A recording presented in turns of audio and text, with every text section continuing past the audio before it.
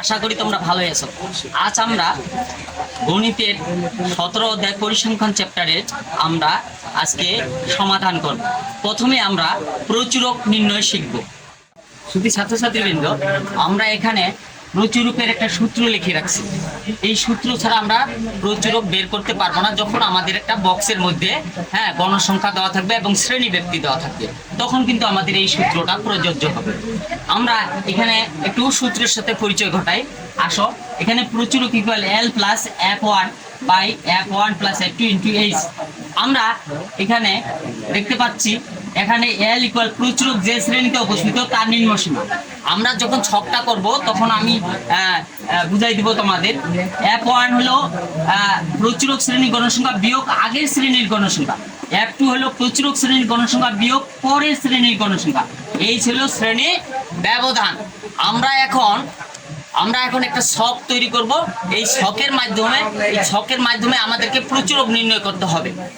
শুধু ছাত্রছাত্রীবৃন্দ, আমরা একটা বক্স দেখা পাচ্ছি। এখানে নিচের সারণী থেকে প্রচুরক নির্ণয় করতে বলা হয়েছে। তো আমরা এখন এখানে প্রচুরক নির্ণয় করব। আমরা আগেই জানি যে একটা প্রচুরকের সূত্র এখানে দেওয়া ছিল। তো সূত্রটা ছাড়া আমাদের হবে না, আমাদের অবশ্যই সূত্রটা লিখতে হবে। তাহলে সুন্দর করে তোমরা লেখবা। আগে আমরা জানি প্রচুরকের সূত্রটা আমরা লিখবো। এই যে প্রচুরক ইকুয়াল কি, তোমরা একটা দিন লক্ষ্য করে এখানে দেখো সূত্রটা লেখা আছে L plus f1 by f1 plus f2 into H. এইটা ছিল প্রচুরকের সূত্র। তো যদি ছাত্রছাত্রীবৃন্দ, এখানে আমরা মানগুলা লিখবো, কার কত মান। একদম একটা সহজ একটা আইটেম তোমাদের জন্য। এই প্রচুরক এটা যদি আসে 2 মার্ক থাকবে তোমাদের কোশ্চেনে। যদি প্রচুরক নির্ণয় কত বলে এরকম যদি একটা বক্স দেয়, তাহলে 2 নম্বর থাকবে মাত্র। তো আসো আমরা এখন এগুলা নির্ণয় করব। এখানে প্রথমেই আমরা এল লিখবো। আমরা সূত্রের মধ্যে যাই। সূত্রের মাঝে লেখা আছে দেখো, প্রচুরক যে শ্রেণীতে অবস্থিত তার নিম্ন সীমা। আচ্ছা, প্রচুরকটা কি? প্রচুর শব্দ থেকে প্রচুরক কথাটা এসেছে। এখানে আমরা গণসংখ্যা দেখতে পাচ্ছি সবচেয়ে বেশি হচ্ছে 12। তার মানে এইটাই হচ্ছে আমাদের কি সবচেয়ে বেশি গণসংখ্যা। তাহলে প্রচুরক হচ্ছে আমাদের কি এখানে মানে সবচেয়ে গণসংখ্যা বেশি যেখানে এখানে লেখা আছে প্রচুরক যে শ্রেণীতে অবস্থিত। তাহলে আমাদের এখানে সবচেয়ে গণসংখ্যা বেশি হচ্ছে 12। তাহলে প্রচুরকের শ্রেণী হচ্ছে আমাদের এখানে 51 থেকে 60। তাহলে এইটা হচ্ছে নিম্ন সীমা, এটা হচ্ছে উচ্চ সীমা। আমাদের এইখানে যদি 12 না হয়, এখানে 20 হইতো, তাহলে প্রচুরক শ্রেণী কিন্তু এইটা হইতো। আমরা কোথাও অবশ্যই বুঝতে পারছি। এখানে দেখো 2, 8, 12, 4 এবং 4। এখানের মধ্যে সবচেয়ে বেশি গণসংখ্যা হচ্ছে 12। তার মানে প্রচুরক শ্রেণী আমাদের হচ্ছে 51 থেকে 60। আমি মনে হয় বুঝাইতে পারছি। কি বুঝছো তোমরা? আচ্ছা, ধন্যবাদ। এখানে 12, আমি কি বলতেছিলাম, এখানে যদি 20 হতো তাহলে কি এটা প্রচুরক শ্রেণী হইতো না? প্রচুরক শ্রেণী হইতো এইটা। আমরা বুঝতে পারছি মনে হয়। তাহলে এখন এল বলতে কি, প্রচুরক যে শ্রেণীতে উপস্থিত তার নিম্ন সীমা। আমরা দেখা পাচ্ছি সবচেয়ে গণসংখ্যা বেশি হচ্ছে 12। তার মানে এটা হচ্ছে নিম্ন সীমা। তার মানে এল এর মান আমরা কত পাবো? 51। এল এর মান আমরা পাইলাম 51।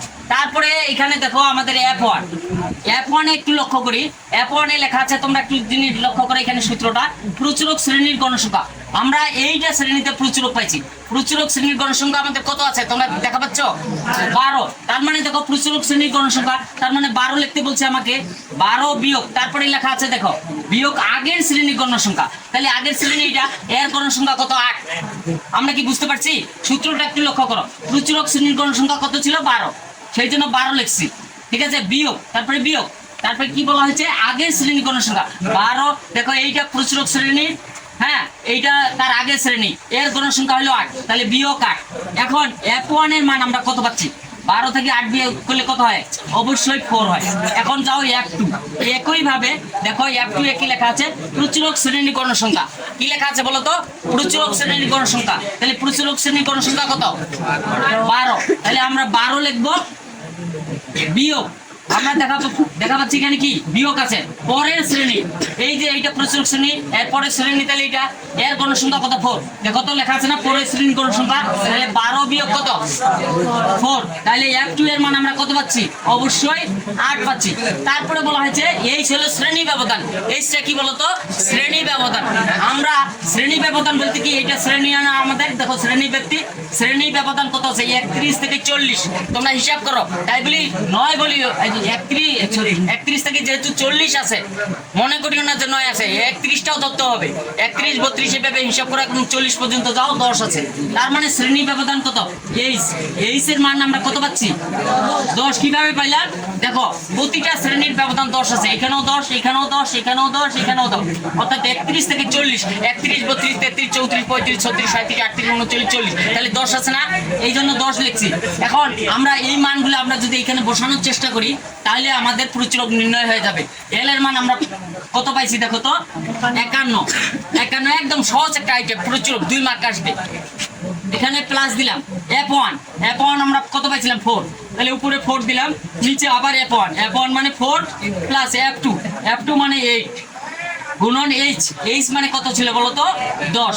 আচ্ছা, শুধু ছাত্রছাত্রীবৃন্দ, এখন আমাদের এটা সমাধান করতে হবে। এইগুলো আমরা সবাই জানি। তো এখানে 51 ঠিকই থাকলো, প্লাস থাকলো, আমরা সহজভাবে করার চেষ্টা করবো। এটা দিয়ে এটাকে যদি গুণ করি, 4 আর 10 গুণ করলে হয় কত? অবশ্যই 40 হয়। তারপরে কত? 4 আর 8 যোগ করলে কত হয়? 12। শুধু ছাত্রছাত্রীবৃন্দ, এটা তোমরা ক্যালকুলেটরের সাহায্যে ভাগ করে নিবা। আগে 40 টিপা, তারপর ভাগ টিপবা, তারপর 12 টিপবা, তারপরে ইকুয়াল টিপবা। ইকুয়াল টিপার পর কত আসলো? প্লাস 40 ভাগ 12 কত আসলো? 3.33। অসংখ্য 3, তাই না? দরকার নেই আমরা দশমিকের পর 3 করে নিব। আমরা দেখা পাচ্ছি এখানে যোগ মানে কি? এইটা আর এইটা একখানে করতে হবে, অর্থাৎ 51 এটা পূর্ণ সংখ্যা, এটা 3 পূর্ণ সংখ্যা। এইটার পরে কিন্তু দশমিক নাই, তার মানে এইটার সাথে এটা যোগ। আর দশমিকের পরে 33 যেটা আছে আমরা সেটাই করবো। ক্যালকুলেটরের সাহায্যে তোমরা যোগ করবা। তার মানে এখানে দশমিকের এদিকে কত? 3 আর এখানে 3 আর একে কত? 4, হাতে তো নাই, 5 করতে 5। শুধু ছাত্রছাত্রীবৃন্দ, এটাই আমাদের কাঙ্ক্ষিত লক্ষ্য। আমাদের বলা হয়েছিল যে প্রচুরক নির্ণয় করো, এরকম একটা ছক দেওয়া থাকবে, এখান থেকে আমাদেরকে বলবে যে প্রচুরক নির্ণয় করো। তো আমরা এই সূত্রটা ব্যবহার করে আমরা করব। আমি আশা করি তোমরা সবাই বুঝতে পেরেছো। তো শুধু ছাত্রছাত্রীবৃন্দ, যদি তোমরা উপকৃত হয়ে থাকো, তাহলে অবশ্যই আমার চ্যানেলটাতে একটু সাবস্ক্রাইব করে রাখবা। ঠিক আছে, ভালো থাকো, সুস্থ থাকো, আল্লাহ হাফেজ।